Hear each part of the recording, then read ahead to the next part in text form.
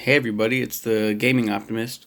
Today talking about Hitman contracts, the third in the series. I may have mentioned this already. It's essentially a remake of the very first film, but backwards. And there is something that makes it a sequel. Agent 47 returns to his hotel room in Paris after having been shot during a contract. Believing he will die, 47 collapses and begins reflecting on his past.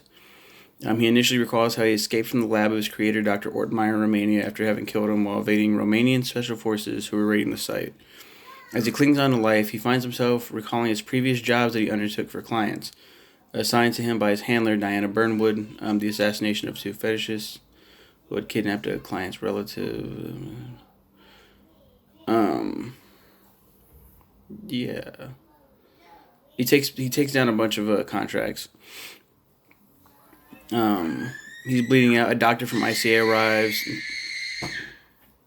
Jesus. A doctor from ICA arrives and performs emergency surgery on 47 before he can bleed out. At the same time, officers from Groupe d'Intervention de la Gendarmerie Nationale, because I think he's in Paris, right? So I don't fucking know how to pronounce that shit. I might go with my French accent. The GIGN to secure 47. This is a crazy moment in the game. So, like, I remember, like, he's, like, laying on the ground. He gets up, and then, boom, there's a bullet in his head.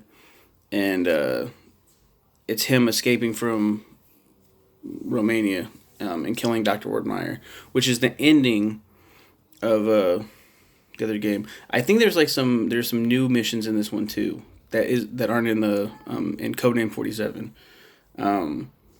But every mission is so good, and there's like a couple that copy oh, there's 3 missions in Asia back to back to back. You have to kill the triad leader, the blue triad leader, the red dragon leader, whatever the fuck they're called, because that's taken from Codename 47. Very simple but fun missions, very fun. I think being a remake, but also having its own narrative framed right behind it, is really cool. Like the remake is just the flashbacks, and it does tie into the next game too. This mission that he's on right now, like you can look at it whenever, like at the beginning, or is it at the end? It's at the end when you actually play as him after he's been healed up, and the GIGN storm. They're all fucking covered in tactical gear and shit, and you're like, that's a lot of fucking people. And this isn't a stealth mission. You gotta fucking blast your way out of there. There's no way to sneak out of it.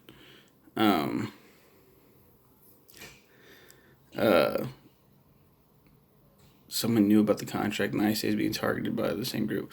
Yeah, so it's cool. Like at the end of it, you can check the missions. Like you've already killed the people, and that mission you play again in Blood Money, the next game, which I thought was really fucking cool. I didn't even know about it until I was like, wait a minute.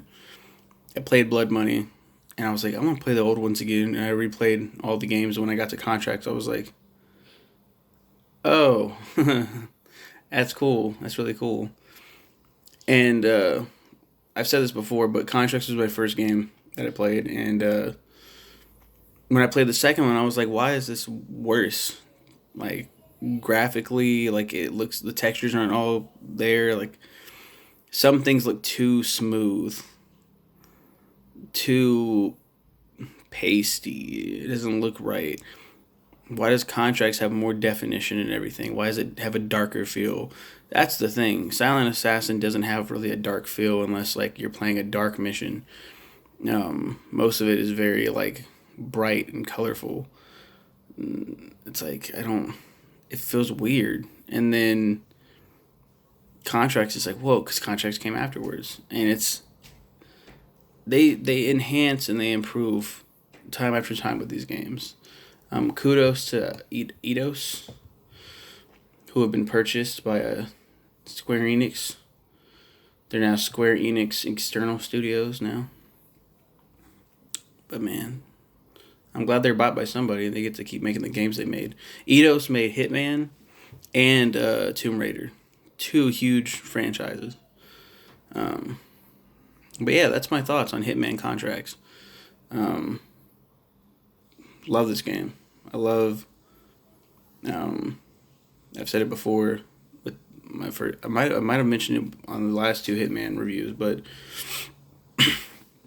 it's fun to be stealthy, and then or just blast your way. Play it however you want to, but this is like one of the few stealth-based games that I really, really enjoy being stealthy in.